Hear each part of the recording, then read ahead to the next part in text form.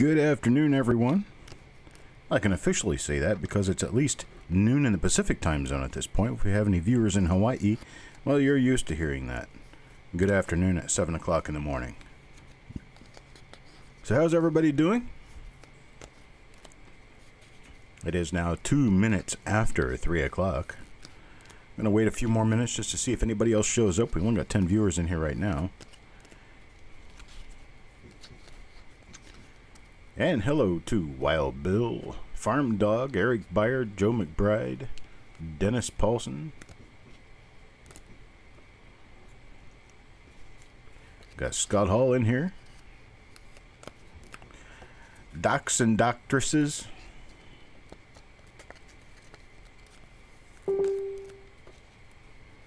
See if we get anybody else in here in the next couple of minutes. I bet we do. There's Paul Hampton. Hello, Paul Hampton.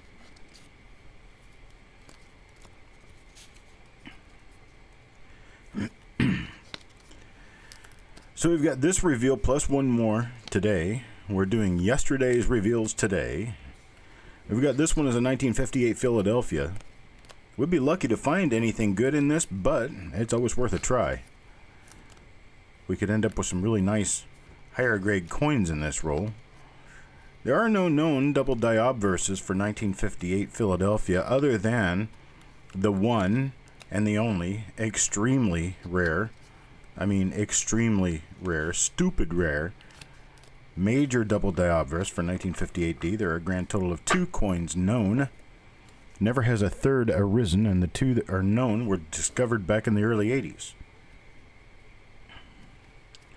So it's been a long time since one of those has shown up. And, well, probably if we found one now, I'd need to change my drawers. So here we go. There's the roll.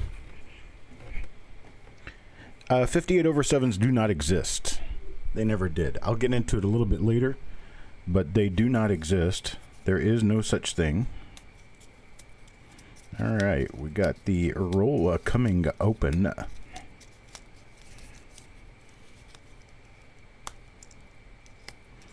This is a First National Bank of Baltimore, Maryland roll, which kind of has a good answer for why these are Philadelphia Mint coins. Baltimore is so close to the Philadelphia Mint. Roll the coins under and around here. Get them out of the wrapper.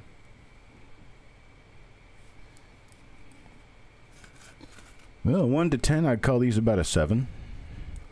6 or 7. These are nice coins. There's nothing wrong with them. 6 or a 7 are nice BU coins, probably 64 to a 65 level. Let me find my bag here. There it is. Get my names inside the bag and we'll get started.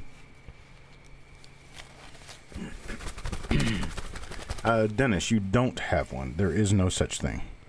You have one that was holdered at one point in time, probably by ANAX years ago, back when it was still believed that they actually existed, but they do not. They have been debunked. 1958 over 7 Lincoln cents do not exist. Here's our first coin. End of the roll.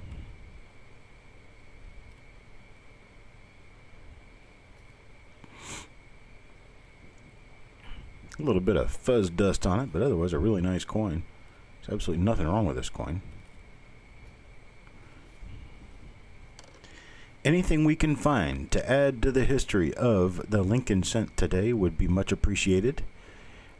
There is a minor Class 6 double die reverse known for the business strike 1958 Lincoln cent. There are 3 or 4 proof double die reverses known, but this one's not proof, so.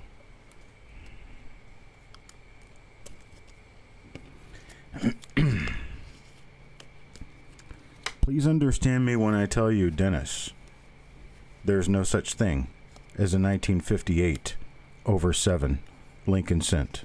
I know what you're talking about. I know what you have, and it has been debunked by every expert in the field. Ask any of them, they'll all tell you the same thing. It does not exist.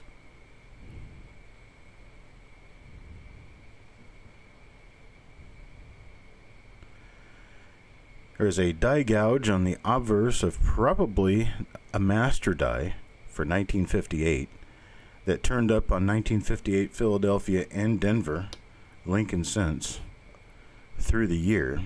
It was listed by Breen at one point in time in his main catalog, which I believe the published date on that is 1981, that it was a 1958 over 7 over date, or a repunched date, or something to that effect. Well, first of all, there's no such thing as a repunched date on any Lincoln cent. Repunched dates don't exist on Lincoln cents at all. The dates were all hubbed into the dies, not punched. And this anomaly exists on a number of different dies. That was something else that Walter Breen did not take into account when he wrote his book and cataloged the 1958 over 7 Lincoln cent erroneously. For many years, people have found those, sent them into annex, and had them holdered under the Breen number. But over a period of time and study by a number of different leading experts in the Lincoln cent series, it was determined that this was a die gouge or a hub gouge of some sort that created the appearance of the corner of a 7 digit underneath the corner of the 8 digit. Given that, it was debunked by a panel of experts, and after being debunked by the panel of experts, NX quit holding the coins as 58 over 7, Philadelphia or Denver. And since then, there have been none placed in slabs. The 1958 over 7 anomaly does not exist. And all coins that have that on a slab label are very old slab labels, like more than 10 years old. And it was back when the companies were labeling based on what a book said.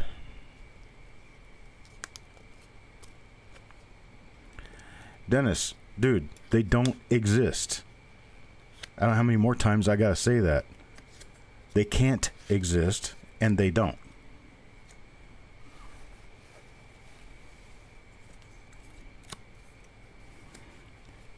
Yours has a die gouge or something on it. Okay, fine. Die scratches, whatever. It doesn't matter because they're all the same. They are not a 58 over 7. They don't exist. A nice die crack.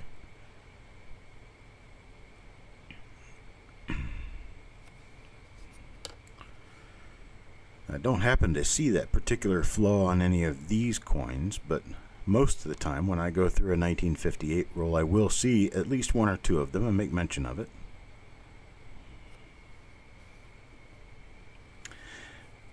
Now, with regard to the 1958 double die obverse, the reason we believe that only a couple of them ever existed was that they were clandestinely made, and they were put into marked bags that were going to be going to a particular place that someone was able to pull that marked bag out and find those two coins. We don't really know a full story on it. We don't know exactly when they were found. They were reported at different times. I don't want you to send me anything, Dennis. I've seen enough of them. I already know what it is.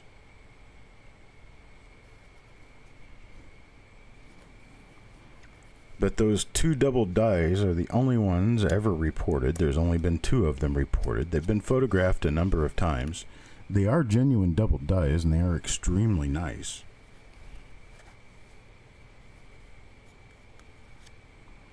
That's basically what it rolls out to be, Wild Bill. is that they made a die, minted a couple of coins with it, threw them into a marked bag that someone found on the outside. They managed to get their 15 minutes of fame with a double die that doesn't really exist in commerce. Because, I mean, if you've made 2 coins on purpose that are a double die, and one person ends up with both of those coins, you do not have a marketable die variety, in my opinion. A marketable die variety is actually something that people have an opportunity of finding. Where there is no opportunity of finding it, I don't consider it a marketable double die. So that's coin number 7. We've got some nice looking coins here. These things are in pretty good shape.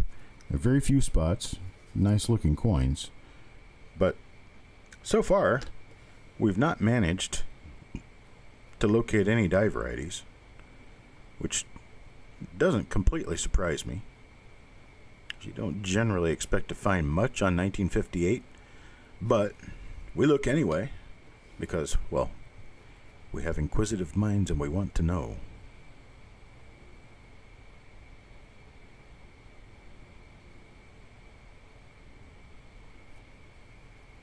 Yeah, right. Imagine that. Inside job at the Mint. How could that be? That would have to be the only time that ever happened, right? I don't know. You look at any of the big error coin dealer inventories and you'll see coins that kind of make you scratch your head as to how they made it out of the Mint. And I got a pretty plausible answer for you. They ended up leaving the Mint the same way those 58 double dies did. I don't have my keyboard in front of me and I can't type it, but I will tell you very slowly what it is to make sure that you get it. It is thecentproject.com. Thecentproject.com. That's right, the night shift. Night shift that doesn't exist, right? 24 hours, 7 days a week, minting coins just for your pleasure. Let's now hang this 1958 double die, mint a couple of coins. I see that's something that I guess that had to have been spurred from the 1955 double die story, is that everyone suddenly was paying attention to double dies because nobody really paid much attention to them before 1955. That was kind of what started the whole thing. So 58 gives you a few year spread between 55 and, well, 58 to get something like that moving. Get a trend started.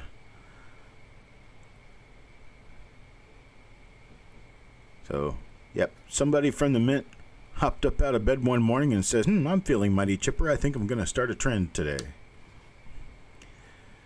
I'm going to go throw together a nifty looking little double die and I'm going to mint a few coins with it and toss them in a bag so my friend Jerry can find them.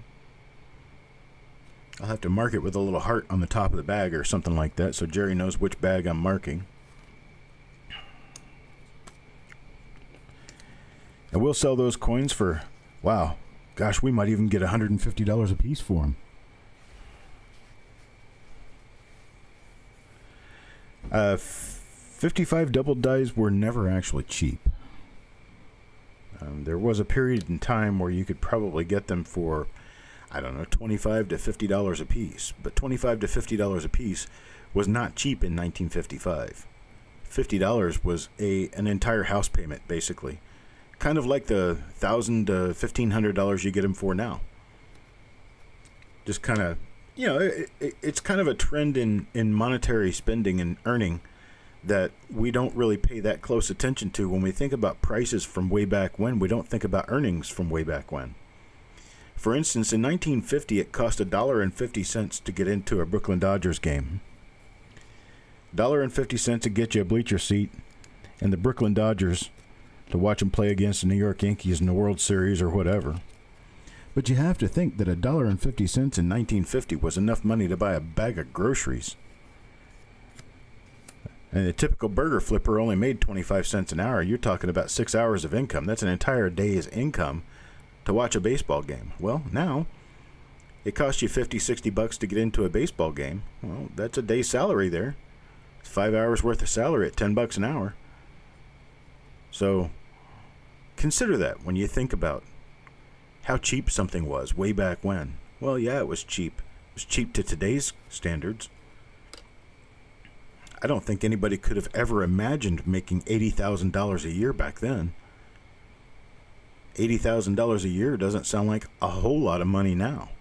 I guess it does for some people, but I mean, your typical commerce, your typical average person looking for a job is going to be looking for something anywhere between $40,000 and $80,000 a year.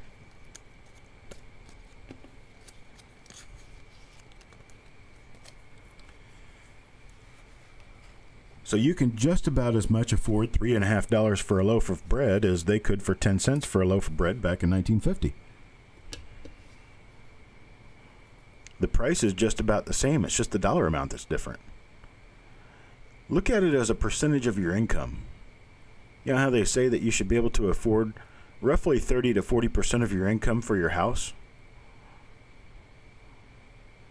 So think about that. If your income was $120 a month, well, you were lucky to be able to spend $40 to $50 a month for a house. At $40, $50 a month back then, that would buy you a nice 3-bedroom house.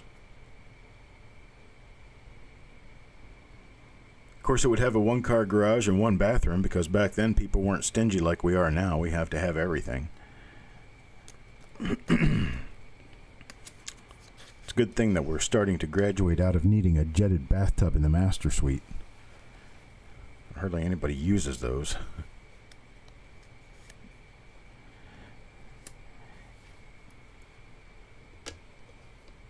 Yeah, the double die itself is not questionable. The double die itself is actually a true hub double die, and there's been plenty of examination on the obverse and reverse of both coins. They do have the same markers, so they were made by the same die. So there's no question that they exist. There's no question to their authenticity. The question, this is kind of cool. This one's broken almost all the way through. It goes a spiked head through the head down to the ear, around the back side of the ear.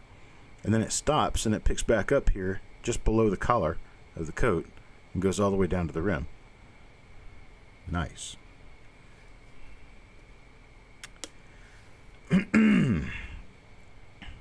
Yeah, that wrapper did shed a lot of fiber, didn't it? It was one of those brownish paper wrappers, kind of craft paper like.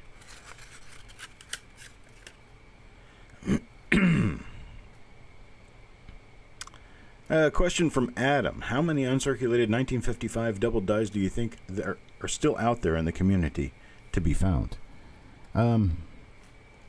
Uncirculated 1955 double dies as far as ones that have never been seen to be found in like BU rolls.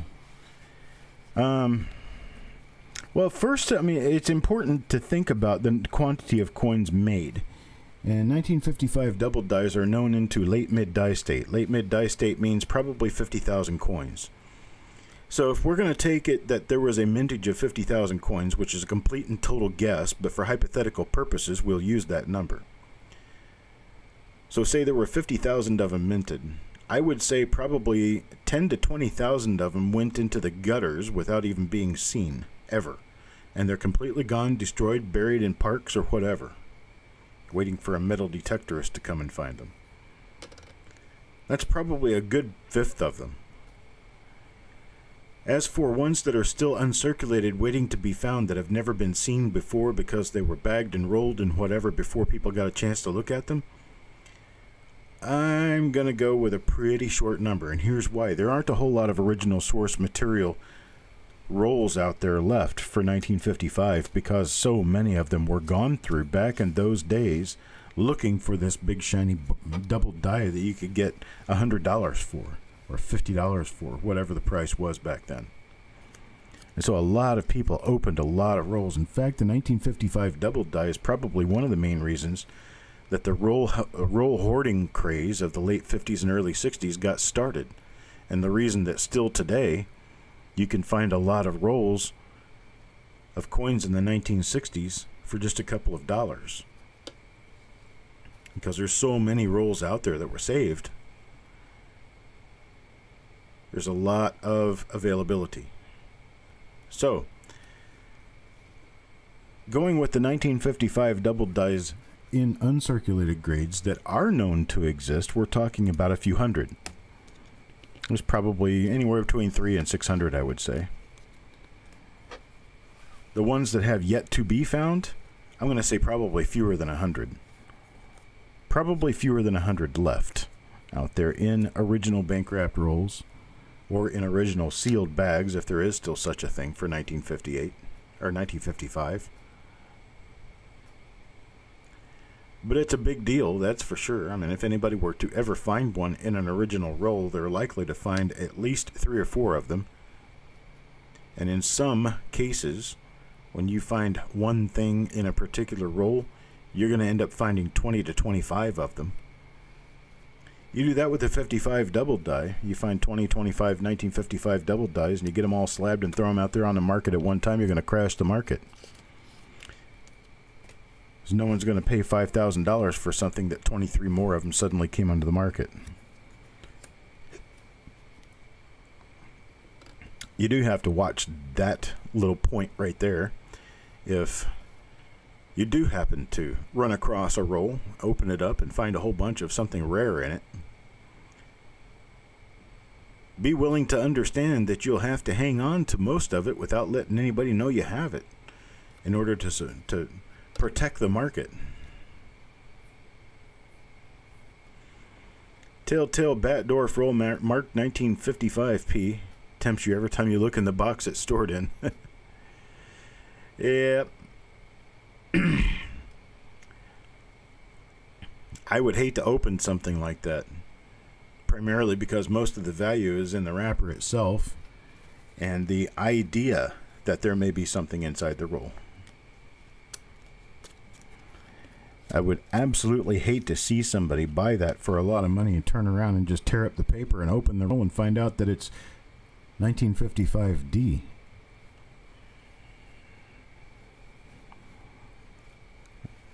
I've seen a lot of assumed rolls come out not what they were assumed to be. There's Shannon McCord. Coin number 19.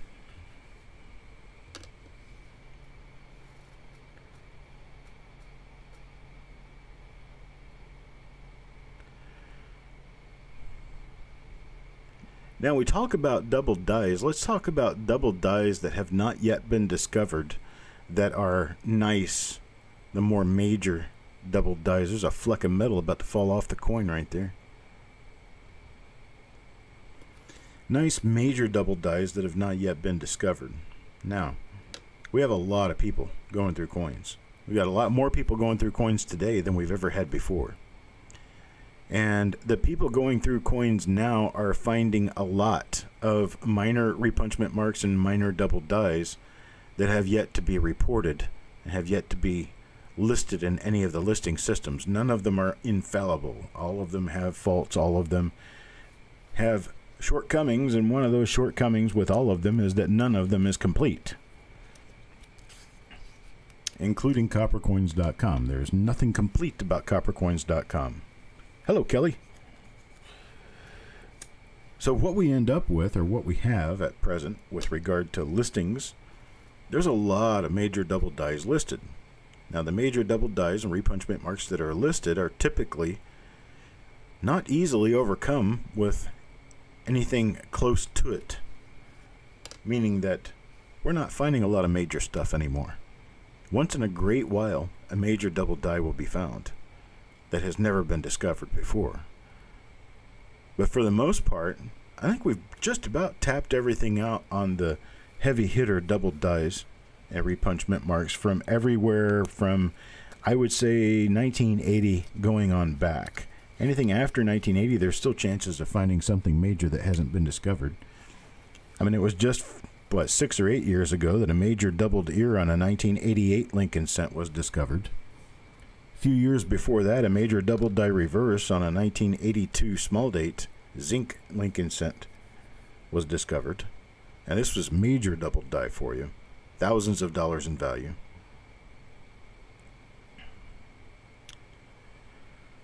So the idea that we could still find some slightly older coins, probably not back into the wheats, but slightly older coins such as 1980 through 1990, or 1970 through 1980, up to maybe 1990, that have not yet been discovered, could be pretty good.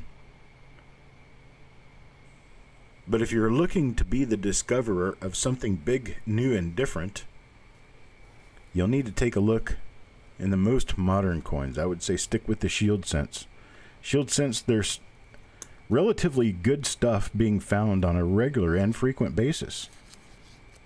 Someone not very long ago discovered a new 2019 double die obverse that is very nice. There have been a couple found so far for 2020, but nothing real heavy hitter.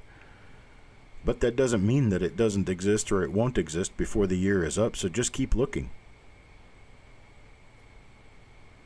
These are nice looking coins. They have a lot of fiber on them, and that fiber, here, I'll wipe the fiber off of this one very lightly so that you guys can actually see the coin, because every one of these has had fiber to some extent on them. There, I got almost all the fiber off of this one. That's a pretty nice coin. We're looking at a 65 red. 64 to 65 red anyway. Here's the reverse. I've been traipsing all over the place for years and years looking for the double die reverse that is known for 1958 Philadelphia Lincolns. It's an interesting looking die crack. No, Dennis. Plate coin says plate coin. New listing just means it's a new listing. They're different. I could find 14 of a given die that has never been listed before. I pick one of those 14 to photograph for the website. That one out of the 14 will say plate coin on it, but all 14 will say new listing.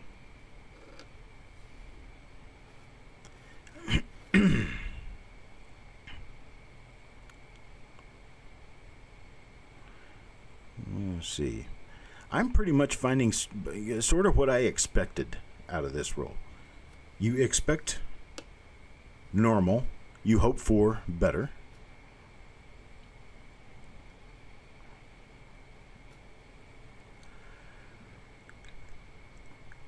It's another of the same die we just saw.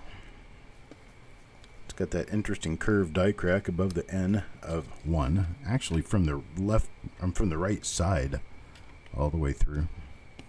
Get Mr. Worley's name in here. And move on to the next coin. We've got coin number 24 now. Coin number 24, we're almost halfway through the roll. Quads.com. Quads gets this coin. I am watching these for doubled eyelids. Why there aren't any doubled eyelids known for 1958 plain? Just not sure. I just don't know. But I know that I would like to find one so that we can get one added to the list.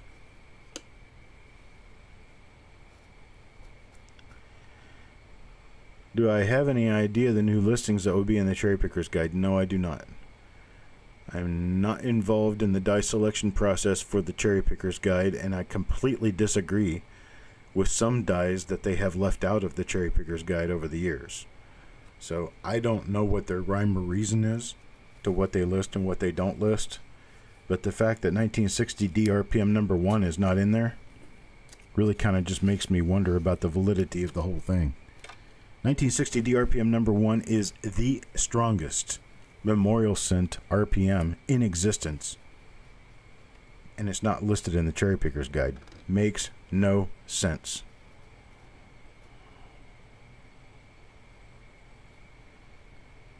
My book? What book? I'm not writing a book.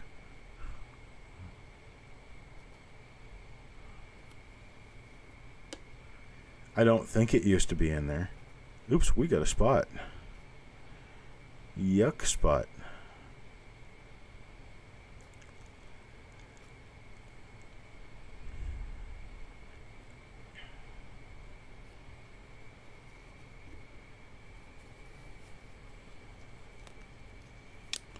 A yuck spot.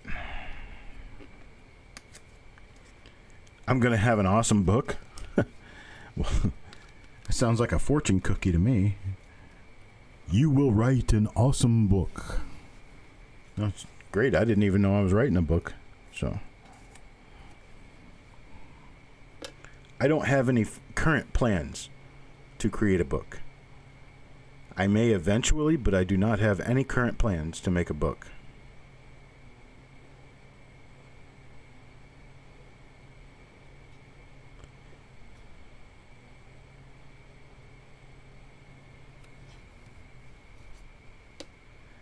Oh, audiobook. You mean where I actually select a title and just read it? Yeah, I don't know the copyright implications on that. And so I would have to find out what the copyright implications are on something like that before I delve into it and try making something of it.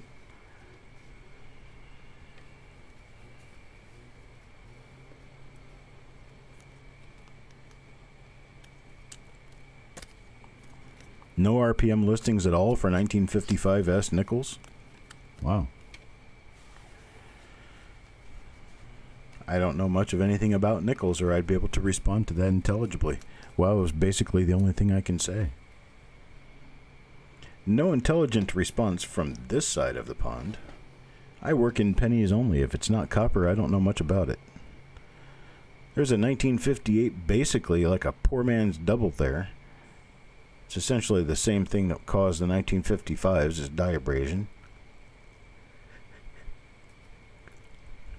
A lot of you remember the discussion that we had about die state. This is a late die state coin, or late die state obverse. The outer lettering toward the rim is very feathery toward the rim. Basically, the outside edge of all these letters is gone. Outside edge, meaning the edge that faces the rim. Outside edge as molecules of steel spread outward from the center of the die as it mints coins. There's an interesting die crack on the sea of cent. I haven't seen very many of those.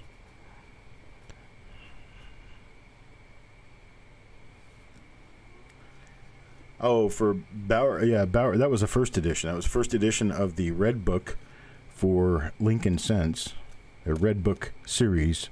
Book on Lincoln Cents by Q. David Bowers. He asked me to write the foreword for it, so I did.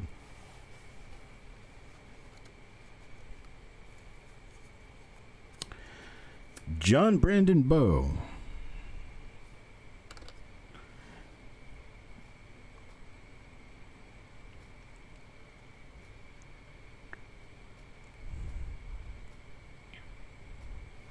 Nothing on that side. Let's take a look at the other side.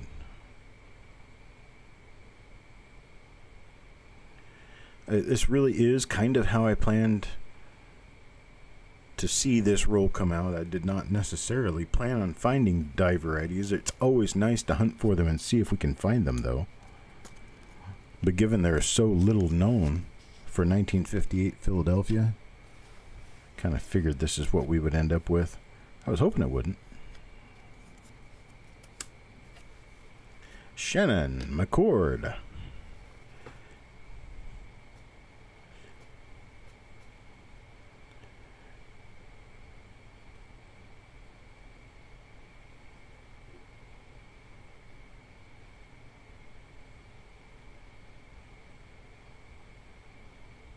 This is another one of those with a die crack going almost all the way through the coin. It's kind of cool. A nearly split die.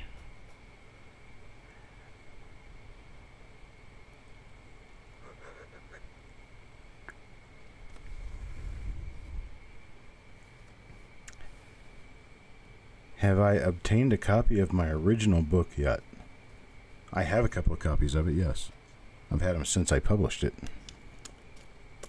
I don't have any copies to sell, if that's what you're asking. And I probably never will.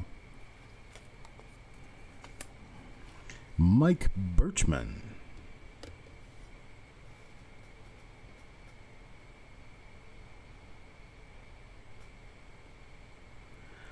Generally, my second look at a roll is a day or two after I do the reveal, not right after I do the reveal. Generally kind of exhausted right after a reveal, and my eyeballs aren't working very well, so I wait for my eyeballs to be working, and then I take a whole new fresh look at the roll. So that'll be tomorrow for me.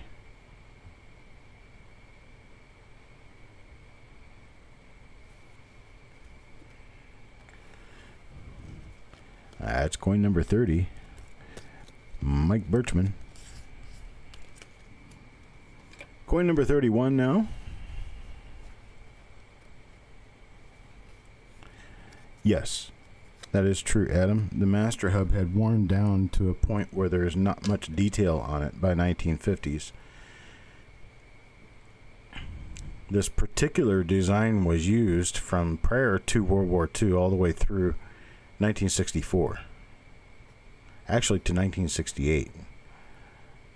The same basic design was used all the way through those years for the obverse. It wasn't really retired until 1969 when they completely redesigned the Lincoln Cent, did a whole new engraving that made it appear more like the original portrait of Lincoln that Brenner had intended to have on the Cent. So the 1969 was kind of an art reform of the Lincoln Cent.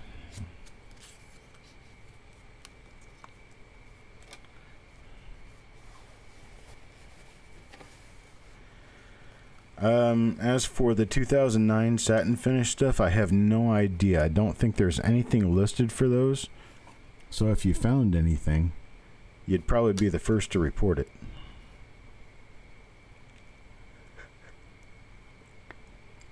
I know for sure that I have nothing listed for those.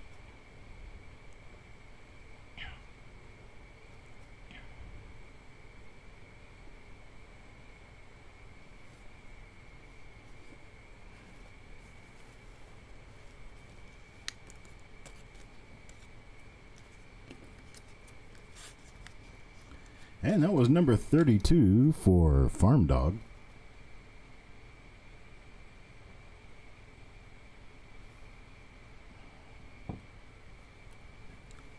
Moving on to coin number 33, we'll go to Xaner. Xaner. Let's see what Xaner gets.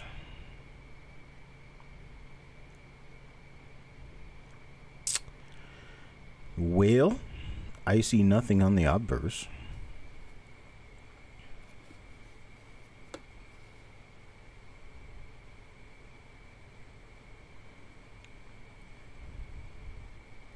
Interesting little series of die dots going on there. That would make a nice marker for something if we had it. You have 80 mint sets?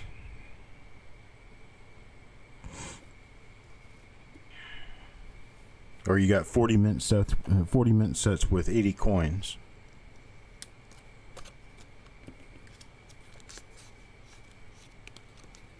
Well, if you want to tube those up and send them to me after you're finished looking, I'll buy them from you.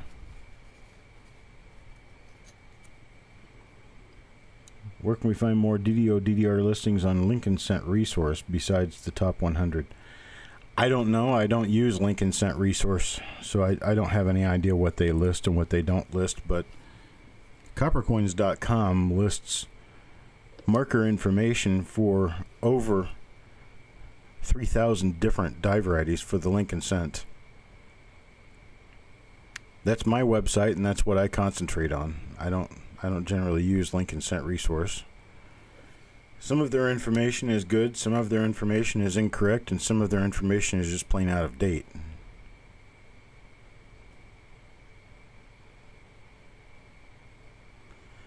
Problem is, they don't tell you which is which.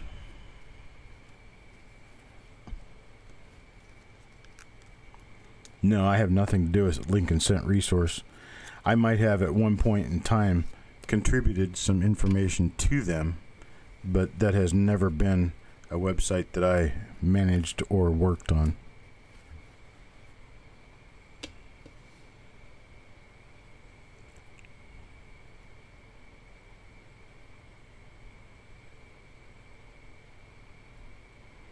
My website is coppercoins.com. That's the only website that I have specifically for the die varieties of the Lincoln Cent. Now, of course, I have the scentproject.com too. The scentproject.com is all about the counting and sorting project, though. It has nothing really to do with looking up anything on Lincoln Cent die varieties. So the two websites are related, but they're not. They're only related in the sense that they're both regarding the Lincoln Cent.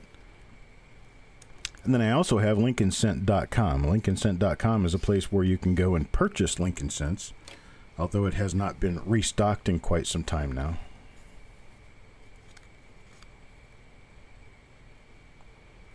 Hmm. 80 coins cut from the mint. Well, if you don't want them past die varieties, let me know. You can send me an email about them, and I will definitely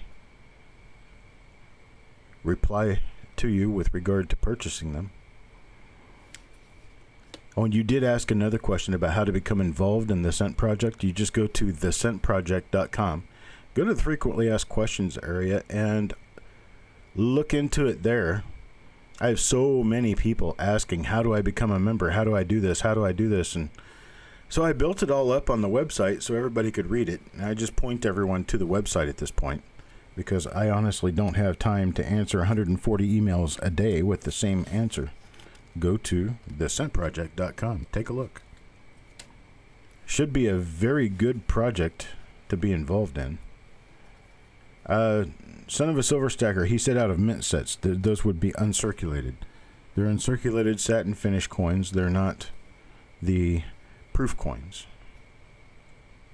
I am looking for a couple of rolls of proof 2020 cents, if anybody knows where I can get one of those.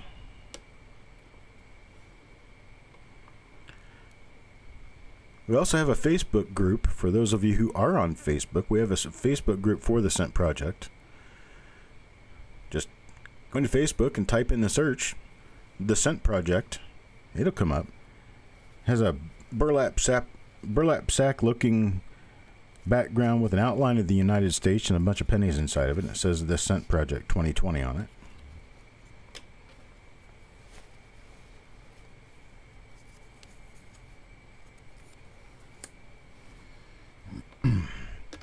Yeah, I have rolls and rolls and rolls of 2018-19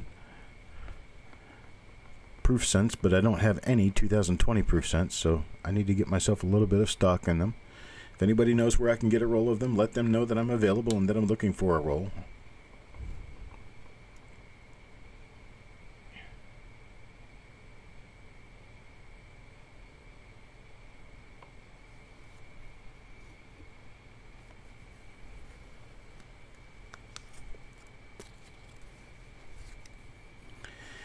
You guys absolutely have to see. So I'd love to figure out a good way. Here, let me do this. This is just a minor little break. Let me see if I can do that and that. Yeah, I should be able to bring you a picture. I've been going through rolls of 2020 Lincoln Cents, pulling out the best ones I could find. You should see one that I found yesterday. Take a look at that.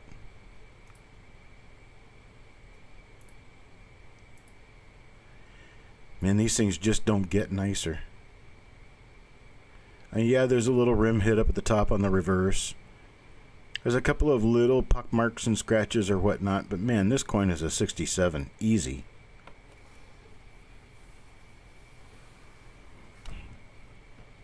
You just don't see them like this. So I went through a dozen rolls looking for whatever I could find as the best 2020 cents. And I only pulled out ones that were grade 66 or higher. And I found 30 coins out of a dozen rolls. 30 coins that were grade 66 or higher. This one is the highest one that I found in there. It appears to be a 67 to me.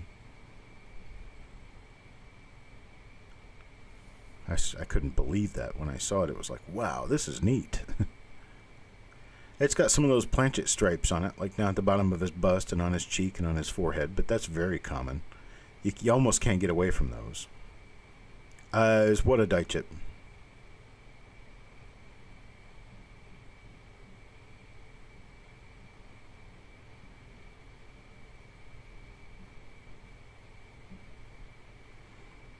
Yeah, the problem, the pricing data is very old on copper coins. I would not use it as gospel.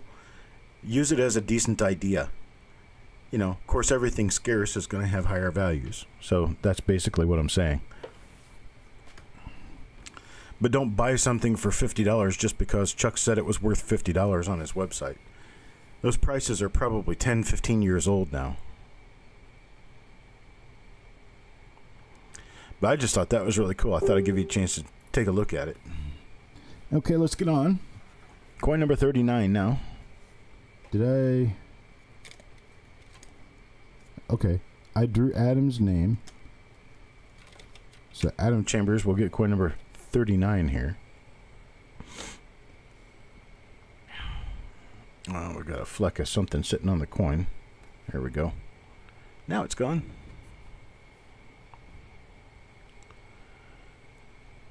Looks like we have a normal coin here, which would be par for the course.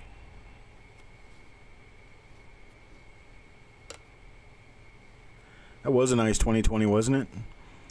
I think at my next auction, not going to be this week. Remember, I don't have an auction coming up this week. This week is Roll Reveal coin week, where I'm going to be pulling together all. There's a little struck through right there. I'm going to be pulling through all the different coin roll reveals, trying to get die marker information and everything else put together and get you guys some inserts in those and get them mailed out to you. So that's going to be this coming week. But the following week, which will be, oh hell, I don't even know right now. Let me get my calendar up. Okay, so the 9th, we will not be having an auction, but we will have an auction on the 16th. The auction on the 16th, I'm going to make some of these 2020 coins available. I have every suspicion that because of the coronavirus, 2020 is going to end up being a short-run year for Lincoln Cents. Now, short-run year meaning that there might only be 1 to 2 billion made, not 7 billion. But still, even with that,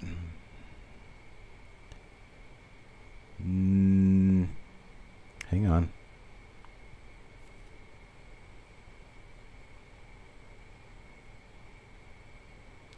Gonna go with not a double eyelid there. It's the wrong angle. But even with that, even with 1 to 2 billion instead of 7 billion, you've got a very short run. And given that you've got a very short run and quality seems to be waning with the wash these days on the planchet, it leaves spots all over the coins.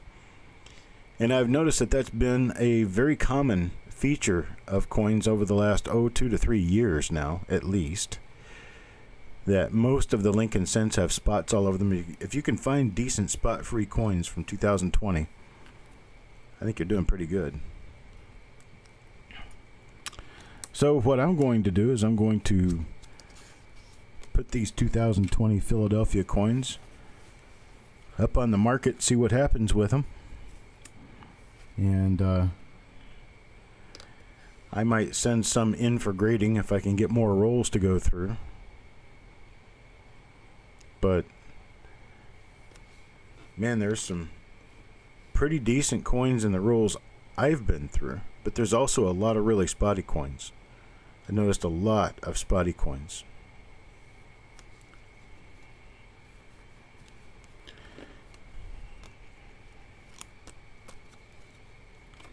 Yes, and a lot of the 2019s I have seen, both Philadelphia and Denver Mint, have been quite spotted. Not attractive at all. Xanner, coin number 42. This is coin number 42.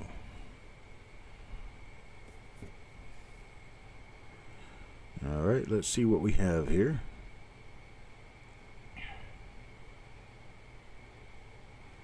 A lot of little fibers. What is up with all those little fibers? Knock that out. There we go. Of course, these little fibers are just basically dust. You can just blow them right off the coin, so I'm not too worried about them being there.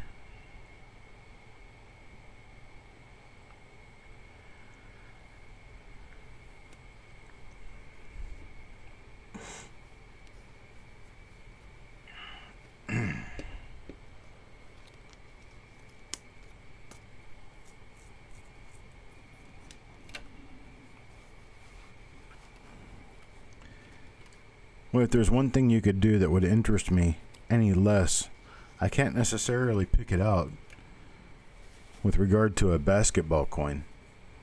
Basketball was the only sport that I never had anything to do with.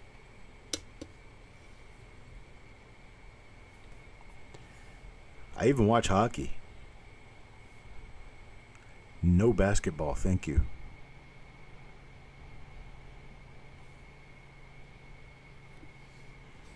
Yeah, I know there's a certain stitch of the market out there who are people who will buy anything the Mint puts out if they think they're going to make a buck on it. I worked in a company like that for a long time. Decided when I left that company I was going to disengage myself from that part of the business because I have no interest in brand new modern releases.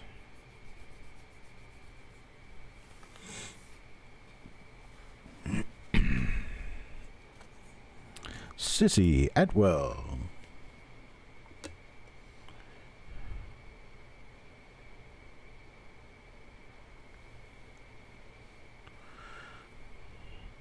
Well, if you love basketball, you might enjoy a little story I've got.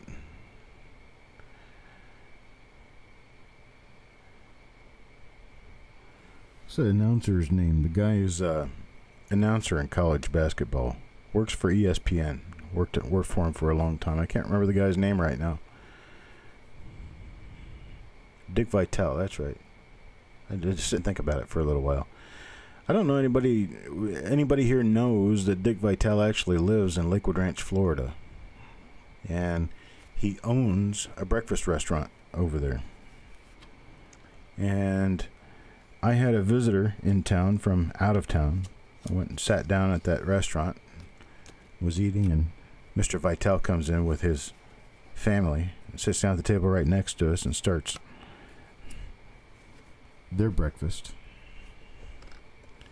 And I could hear his voice, and I recognized his voice, and I kind of knew who he was. And I saw a couple of little kids come up with pieces of paper for him to autograph for them. He did. And I turned to him just basically completely out of random, and I said, "Sir, that was a very nice thing to do. I appreciate seeing that." He said, "You're very welcome." Yeah, he does. He talks. He really talks. But he's a good guy. He does things. I think he does things the right way. Treats kids nicely. Does a lot for charity.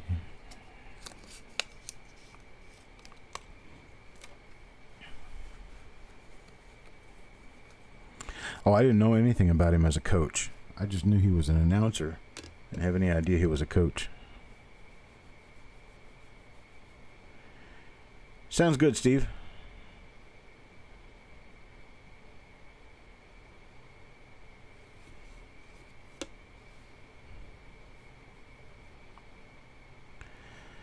Well, humdy-dum. We're going to end up getting through this entire roll without a die variety. I was hoping we'd find at least some minor double die reverses. I'm not asking for much.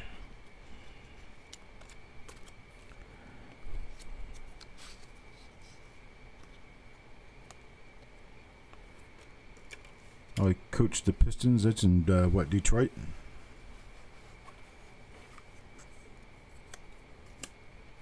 Quads. Quads.com gets coin number 47.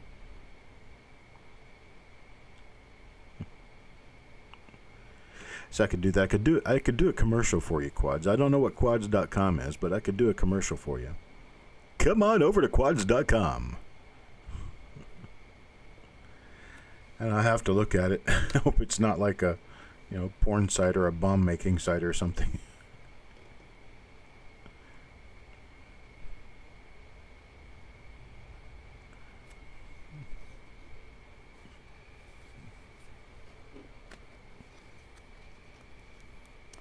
Now, please wait till you build it. So I'm not going to go look at what it is because it's not there, right? I was actually going to type it in the other night to see what it was. What's it going to be, Quads? When you do get it done.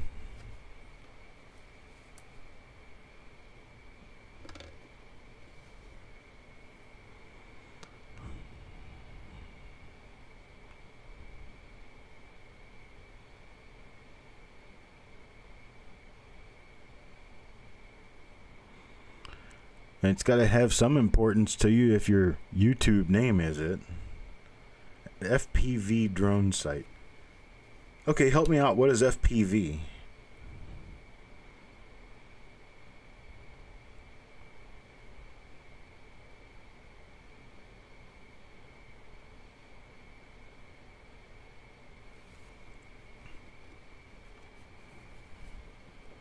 Must be something specific about FPV that makes a drone different.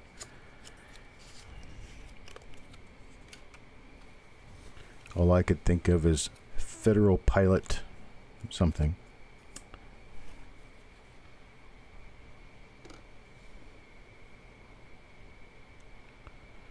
Spying on your neighbors. First person view.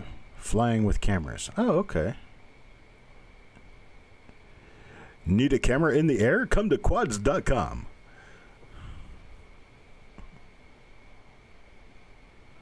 So quad as in, is that like the quads for the 4 engines or for the 4 props on a drone? Is that what the quads part is? Does it have to do with like quad, like quadrant? Like flying a Ferrari. Like sands through the hourglass. And so are the days of our lives. What state?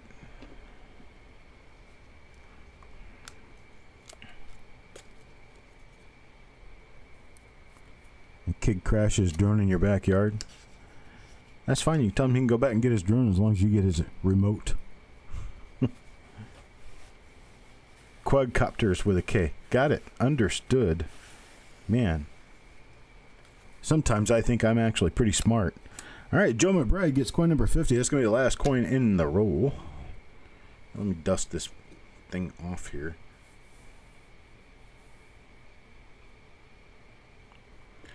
Once in a while, I am actually quite intelligent about what I say. Most of the time I'm not, but sometimes I am. Sometimes I will surprise you. This one has that dusty stuff, rubber stuff from the counting wheel on it, so we know this coin was probably the first in the roll because it would sit and the wheel would spin over the top of the coin, rubbing its rubber off onto the coin until you throw the lever to start a new roll. When you throw the lever to start a new roll, that coin becomes the first coin in your roll.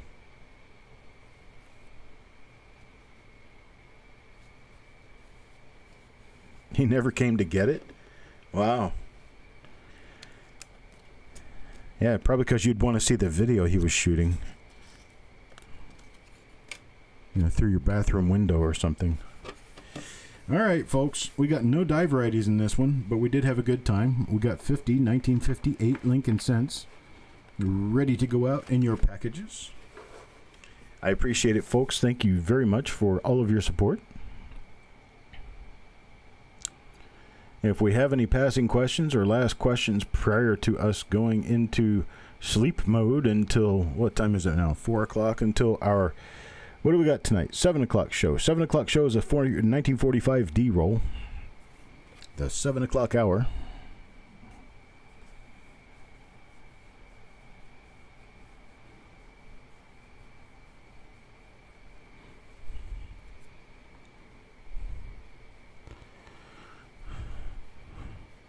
Son of a silver stacker, Joe McBride wants to know what year. Remember, you are called son now. Clog the drain. I am your father. Son, come with me, and together we can rule the galaxy. You're in eat mode? I gotta go do that sometime soon. Yeah, I think I'm going to take off too. They were looking to that 53D that I'd mentioned. I don't know what 53D you're talking about right now.